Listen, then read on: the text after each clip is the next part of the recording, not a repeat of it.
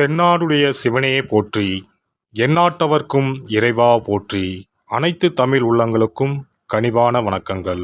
ஜோதிட சாஸ்திரத்தில் நவகிரகங்களின் தலைவனாக கருதப்படுபவர் சூரிய பகவான். இவர் ஒவ்வொரு மாதமும் தன் ராசியை மாற்றுவார். அப்படி மாற்றும் போதுதான் தமிழ் மாதங்கள் பிறக்கின்றன.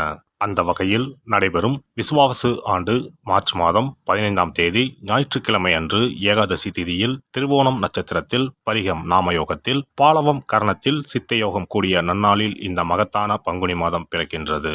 இம்மாதத்தில் சூரிய பகவான் மீனராசியில் சஞ்சரிப்பதால் இது மீன மாதம் என்றும் அழைக்கப்படுகின்றது.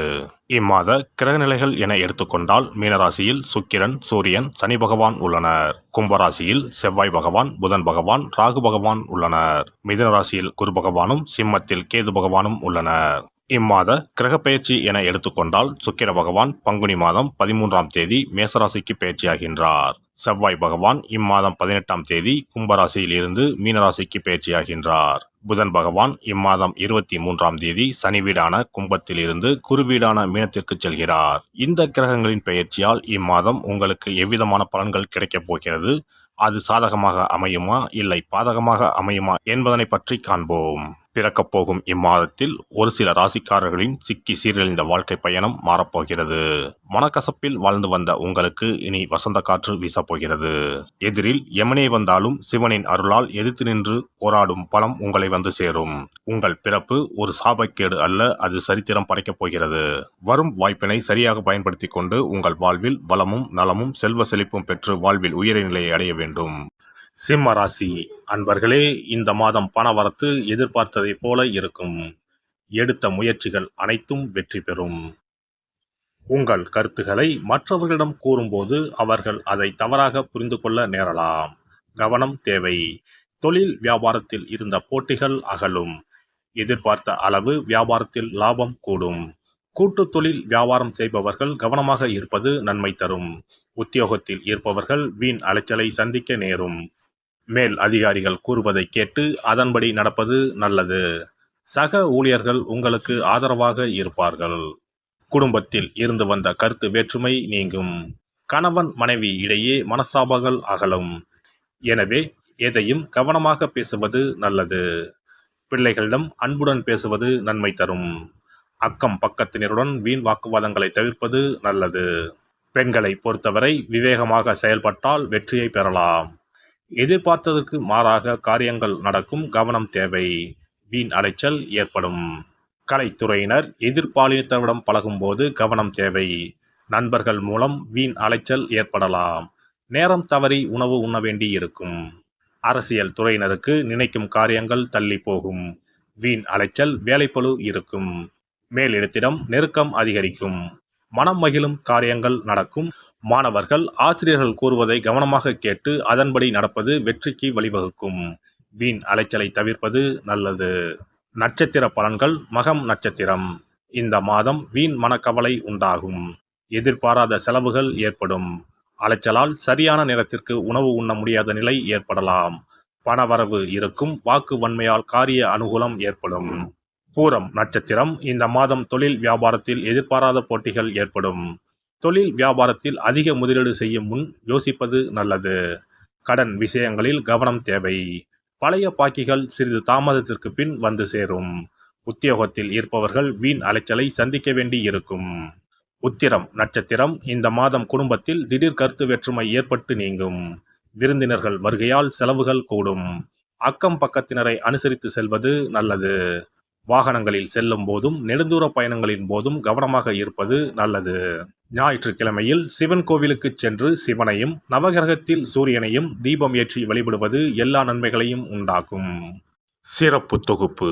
கண் திருஷ்டிகள் அகன்று தடைப்பட்டு கொண்டிருக்கும் காரியங்கள் நிறைவேற செய்ய வேண்டிய பரிகாரம் என்ன என்பதனை பற்றி காண்போம். வாழ்க்கையில் நல்ல நிலையில் இருந்தவர்கள் கூட திடீரென்று பொருளாதாரம் இழந்து மன கஷ்டங்களுடன் வாழும் நிலை ஏற்படும். இந்த நிலை எதனால் ஏற்பட்டது என்று ஆராய்ந்து பார்த்தால் பெரும்பாலும் அவர்களின் மீதான கண் திருஷ்டிதான் காரணமாக இருக்கும். கல்லடி பட்டாலும் கண்ணடி படக்கூடாது என்று சொல்வார்கள் அல்லவா, அது உண்மைதான். இது போன்ற பிறரின் பொறாமை கொண்ட கண் திருஷ்டியினால் பலரின் வாழ்க்கை சிரமத்திற்கு ஆளாக நேரிடும். இது போன்ற கண் திருஷ்டிகளிலிருந்து எப்படி தப்பிப்பது? இருக்கவே இருக்கிறது எளிதாக கிடைக்கும் ஊமத்தஞ்செடி. தெய்வ சக்தி நிறைந்த செடியாக கருதப்படும் ஊமத்தஞ்செடியின் காய், பூ, இலைகள் என அனைத்தும் தீய சக்திகள் விரட்ட பரிகாரத்துக்கு பயன்படுகிறது. பொதுவாக ஊமத்தம் காய்க்கு கெடுதலை அகற்றக்கூடிய சக்தி உண்டு. நம் வீட்டில் உள்ள எதிர்மறை சக்தியை அகற்றுவதற்கு ஊமத்தங்காய் தீபம் சிறந்த பரிகாரமாகிறது. தெய்வீக மகத்துவம் நிறைந்த ஊமத்தங்காய் மற்றும் பூவையும் எடுத்துக்கொள்ளுங்கள். வீட்டுக்கு அருகில் இல்லை என்றால் நாட்டு மருந்து கடைகளில் கிடைக்கும். இந்த 2 பொருட்களையும் மஞ்சள் தண்ணீரை கொண்டு நன்றாக கழுவி விடுங்கள். சிறிது நேரம் அவற்றிலுள்ள ஈரம் போக ஆறவிட்டு பிறகு அவற்றை ஒரு மஞ்சள் துணியில் குலதெய்வத்தை வேண்டி ₹1 நாணயத்தோடு சேர்த்து முடிந்து வீட்டின் நிலைப்படியில் கட்டி தொங்க விடுங்கள்.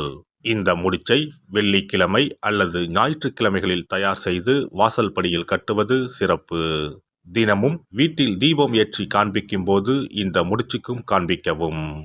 இதேபோல் ஊமத்தம் இலைகள் கிடைத்தால் அந்த இலைகளை சுத்தமான மஞ்சள் தண்ணீரில் கழுவிவிட்டு அவற்றை கொண்டு வீட்டில் இருக்கும் விநாயகருக்கு திங்கள் கிழமைகளில் தொடர்ந்து அர்ச்சனை செய்து வர வேண்டும். ஊமத்தம் பூவையும் விநாயகருக்கு சூட்டலாம்.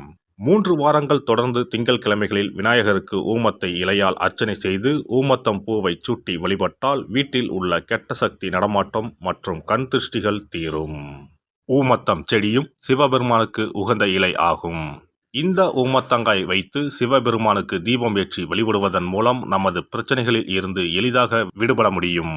முதலில் 2 ஊமத்தங்காய்களை எடுத்துக்கொள்ள வேண்டும். அவற்றின் மீது முட்கள் இருப்பதால் மிகவும் கவனமாக கையாள வேண்டும். ஊமத்தங்காயின் காம்பு பகுதிகளை வெட்டி கொண்டு கத்தியை பயன்படுத்தி ஊமத்தங்காயின் உள்ளே இருக்கும் விதை பகுதியை முழுவதுமாக நீக்கிவிட வேண்டும். பின்னர் 2 அகல் விளக்குகள் மற்றும் விளக்கு வைப்பதற்கான 2 தட்டுகளை எடுத்து சுத்தம் செய்து அவற்றிற்கு மஞ்சள் குங்குமம் போட்டு வைத்துக் கொள்ள வேண்டும்.